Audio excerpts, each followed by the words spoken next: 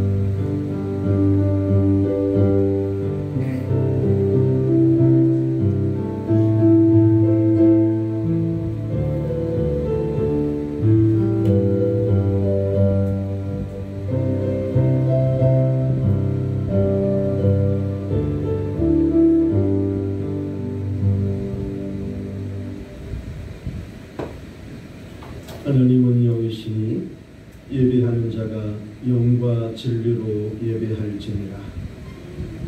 거룩하신 하나님 아버지, 험악하고 흉흉한 지난 한 주간도 크신 은혜 가운데 우리를 지켜 보호해 주신 은혜 감사드립니다. 오늘 또 주일 허락해 주시고 우리 또 함께 모여 하나님 앞에 있게 하심도 감사드립니다. 이 시간 우리 온 마음과 뜻과 정성을 다해 영과 진리로 예배하오니 성삼위 하나님 여기 임재하여 주시며 모든 영광 홀로 받아 주시옵소서.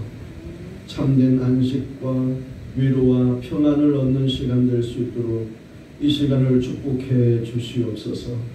예수님의 거룩하신 이름으로 기도하옵나이다. 아멘.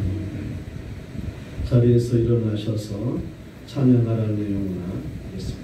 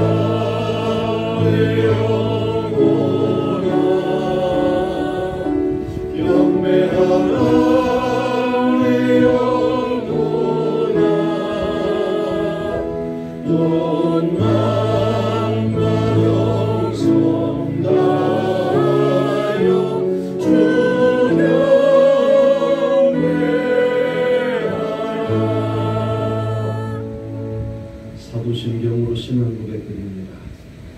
전능하사 천주를 만드신 하나님 아버지를 내가 믿사오며 그 외아들 우리 주 예수 그리스도를 믿사오니 이는 성령으로 잉태하사 동정녀 마리아에게 나시고 본디오 빌라도에게 고난을 받으사 십자가에 못 박혀 죽으시고 장사한 지 사흘 만에 죽은 자 가운데서 다시 살아나시며 하늘에 오르사 전능하신 하나님 우편에 앉아 계시다가 저희로서 산자와 죽은 자를 심판하러 오시리라. 성령을 믿사오며 거룩한 공예와 성도가 서로 교통하는 것과 죄를 사하여 주시는 것과 공의같이 사는 것과 영원히 사는 것을 믿사옵나이다. 아멘. 교동문 46번 시편 104편입니다.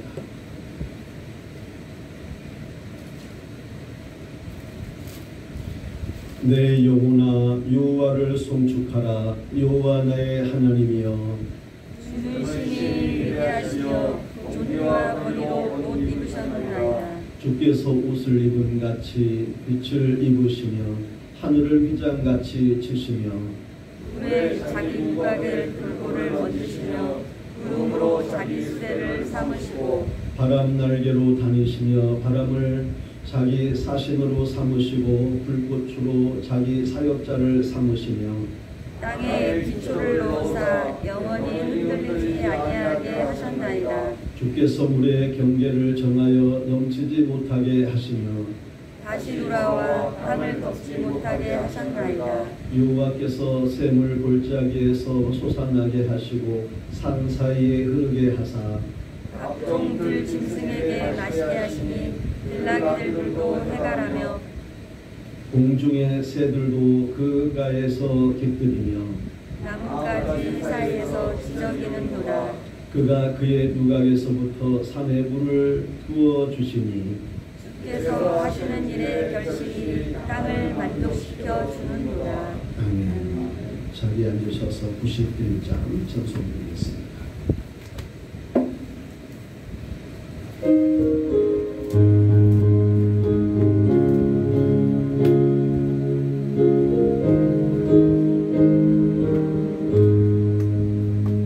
슬픈 마음 있는 사람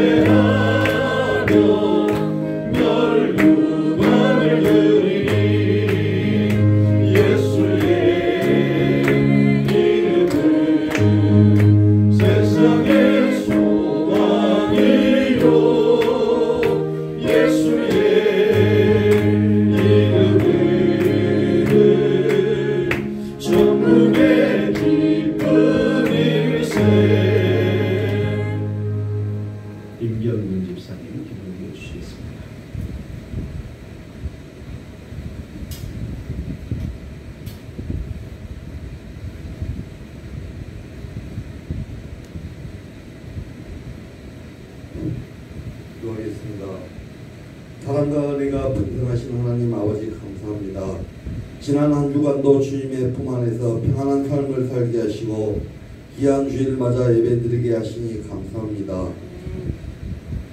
주님, 지난 한 주간을 돌이켜 보건대 우리를 위해 늘 좋은 걸로 채워주시기를 원하셨건만 저희는 감사하기보다는 하나님의 영광을 위해 아무것도 한 것 없이 스스로 판단하고 염려하며 주님의 자녀답게 온전히 살지 못했습니다.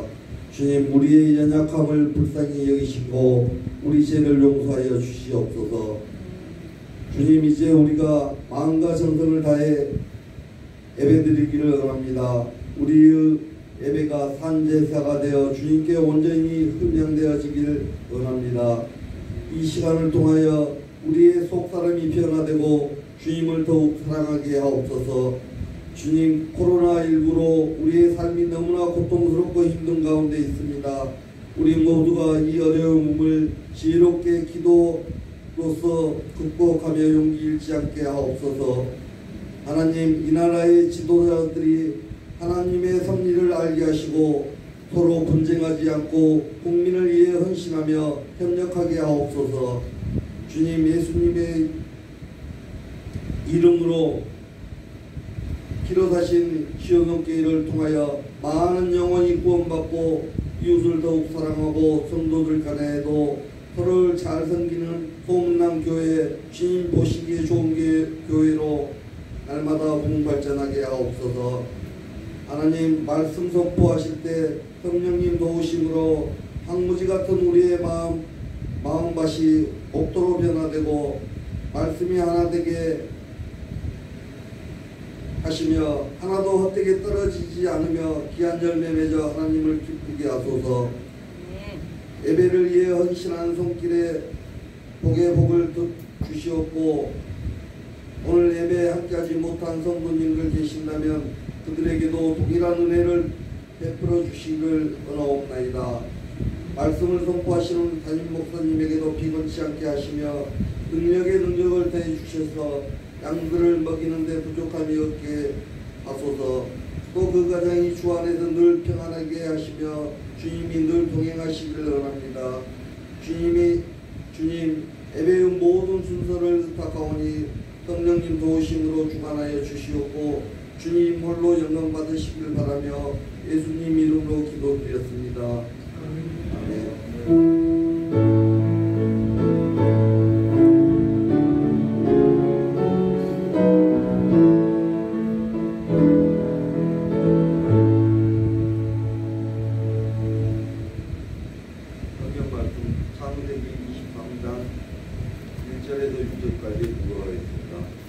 사라가 127세를 살았으니 이것이 곧 사라가 누린 횟수라.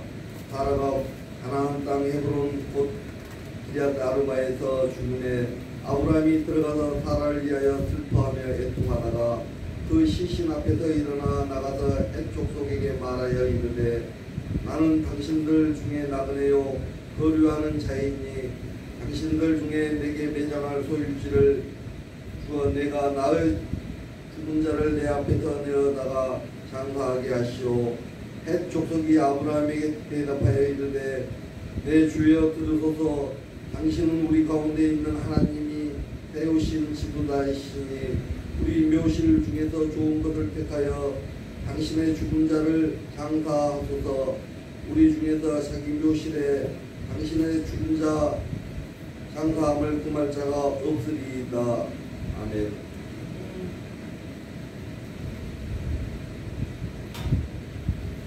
할렐루야. 평안하셨습니까? 오늘 사라의 죽음에 대해서 살펴보도록 하겠습니다. 오늘 사라가 127세를 마지막으로 이제 죽는 것을 말씀해 주고 계십니다. 그러니까 이삭을 낳고 나서 37년을 더 산 거죠. 그 아브라함은 175세에 죽었습니다. 그러니까 사람이 오래 사는 것 같아도 결국은 이제 죽을 수밖에 없다는 것을 우리 꼭 기억할 필요 있습니다. 죽음에 대해서는 참 말하기가 어렵죠. 세상에서는 별로 듣고 싶어 하지 않는 얘기죠. 우리 정치인들이나 경제인들이나 뭐 어느 곳의 과학자들이나 죽음에 대해서는 말하지 않습니다. 종교들에서 죽음에 대해서 말하죠. 그렇지만 이 죽음처럼 큰 문제, 중요한 문제는 없죠. 사람들은 이 세상에서 태어나서 성장하며 배우고 또 많은 일들을 감당하며 사는 것 같지만 가장 확실한 건 다 결국은 늙고 병들고 죽는다는 것입니다. 이것이 우리 모든 인류에게 정해진 숙명 같은 일입니다.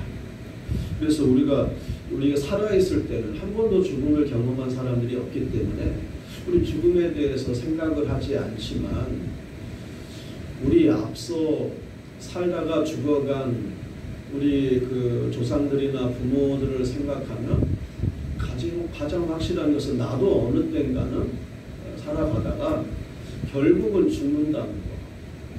그것을 우리가 잊지 말아야 한다는 것입니다. 그래서 이 땅 살아가는 동안에 많은 우리가 뭐 행복을 누리기도 하고 또 많은 어떤 복을 받아서 그것으로 기뻐하기도 하지만 그것은 잠깐 우리가 젊은 날에 누리는 어떤 단맛에 불과하다는 것입니다. 그러니까 그 톨스토이가 그런 말을 했죠. 죽음이라는 건 그런 겁니다. 사자가 쫓아와가지고 피해서 우물로 뛰어들었는데 우물 밑에 뱀이 입을 벌리고 있는 거예요.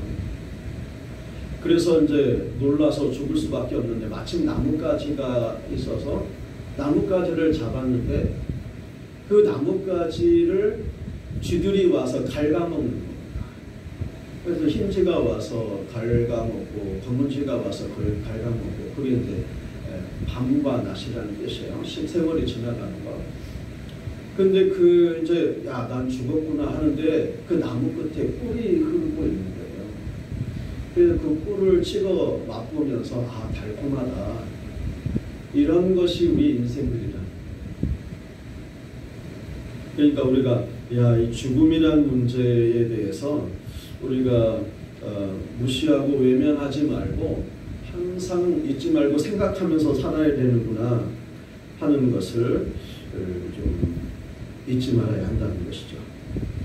그래서 보면 성경에서는 이 죽음에 대해서 좀 무겁게 말씀하는 경우도 있고 좀 가볍게 말씀하시는 경우도 있습니다. 무거운 부분은 죽음은 하나님께로부터 단절되는 걸 죽음이라고 합니다. 그리고 우리가 영원한 지옥에 떨어지는 걸 죽음이라고 하죠. 그런 건 정말 있어서는 안 되겠죠. 그런 또 어떤 경우에는 죽음을 별것 아니다, 잠깐 잠드는 것이라고 말씀하시죠. 그래서 죽음은 천국에 들어가는 문을 열고 천국에 들어가는 그런 의식과 같은 것이기 때문에 뭐 슬퍼하거나 뭐 괴로워할 필요가 없는 것으로 말씀하고 있다 하는 것입니다. 이제 오늘 본문 말씀해 보니까 사라가 죽었습니다. 근데 아브라함이 정말 슬퍼하면서 애통해하는 그런 모습을 말씀하고 있습니다. 2절에 보니까 그렇게 사라가 가나안 땅 헤브론 곧 기럇 아르바에서 죽음에 아브라함이 들어가서 사라를 위하여 슬퍼하며 애통하다가, 그러니까 이 아브라함은 사라에 대해서 각별했어요. 이 사라는 이제 그 기대를 가지고 행복하게 여기 그 갈대아 우르에서 아브라함과 행복한 가정을 이루면서 살려고 기대를 했지만 그 사라의 삶이 그렇게 뭐 생각한 대로 행복한 삶을, 안정된 삶을 살지 않았죠. 갈대아 우르에서부터 시작이었습니다. 그 결혼부터 새로운 인생이 시작된 겁니다.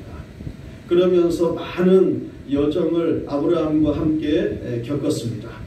그래서 하란으로 또 세겜으로 베델로 애굽으로 내려갔다가 네겝으로 갔다 헤브론으로 갔다 그랄로 갔다가 부엘세바로 갔다 다시 헤브론으로 오는 그 기나긴 여정을 통해서 고달픈 인생을 살았습니다. 함께 동고동락하면서 서로 얼마나 애틋하고 사랑을 했는지 아브라함이 먼저 사라를 떠나보낸 것에 대해서 그 아픈 마음, 슬프고 괴로운 마음을 이루 말할 수가 없었다는 것이죠. 자, 그렇게 보니까 오늘 말씀도 있지만 참 나그네 삶을 살았구나 하는 것을 볼 수 있습니다. 4절 말씀에 나는 당신들 중에 나그네요. 그 나그네의 인생을 살았어. 이 죽음이라는 것이 그런 것이군요. 나그네의 인생을 살다가 다시 그 본향으로, 고향 땅으로 돌아가는 것, 이것이 죽음인 것입니다. 그러니까 이 나그네 인생 살이가 우리의 인생 살이요. 그래서 우리가 나그네 삶을 살고 있고 언젠가는 다시 그 고향집, 내 집으로 돌아가는 그것이 바로 죽음이로구나. 우리의 인생은 나그네 인생이로구나 하는 것을 항상 기억해야 한다는 것입니다. 히브리서 11장 말씀을 한번 보시도록 하겠습니다. 11장 13절 16절 말씀입니다. 같이 읽겠습니다. 시작. 이 사람들은 다 믿음을 따라 죽었으며 약속을 받지 못하였으되 그것들을 멀리서 보고 환영하며 또 땅에서는 외국인과 나그네임을 증언하였으니. 16절 시작. 그들이 이제는 더 나은 본향을 사모하니 곧 하늘에 있는 것이라. 이러므로 하나님이 그들의 하나님이라 일컬음 받으심을 부끄러워하지 아니하시고 그들을 위하여 한 성을 예비하셨느니라. 아멘. 그러니까 하나님께서 이 아브라함과 사라의 인생을 이끄셔서 나그네 삶을 살게 하시다가 이제는 뭔가 그 나그네 삶의 목적이 있는 거 아닙니까? 그 목적을 이루신 다음에, 그러니까 그 사명을 다 한 다음에는 이제 그 여행이 마쳤으니까, 또 그리고 너의 할 일, 너의 사명을 다 감당했으니까 다시 돌아오라. 다시 부르셔서 네 알겠습니다 하고 다시 고향으로 또 고국으로 돌아간 것, 그것이 바로 죽음이라는 것이, 그것이 우리의 인생이라고 한다는 것입니다. 그러니까 오늘도 우리가 기억해야 되는 거, 우리가 나그네로서 여행 중이다. 우리의 집은 따로 저 하늘에 있다 하는 것을 우리가 기억해야 되겠습니다. 그래서 우리는 사신들이죠. 그러니까 대사들이라는 것입니다.